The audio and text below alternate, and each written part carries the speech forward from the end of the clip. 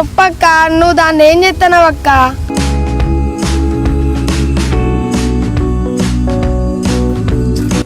సంచి చూసిపోయిందిగా.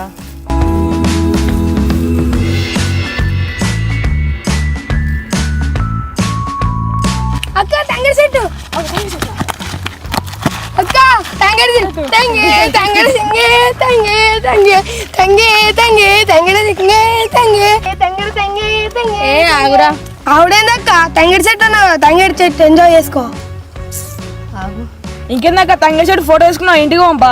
అరే ఇంటికి పోయి ఏం చేస్తావురా? అవి అక్క వాళ్ళ పొలం ఉన్నదాడ, పోయి చూసొద్దా. సరేరా వెళ్దాంపా.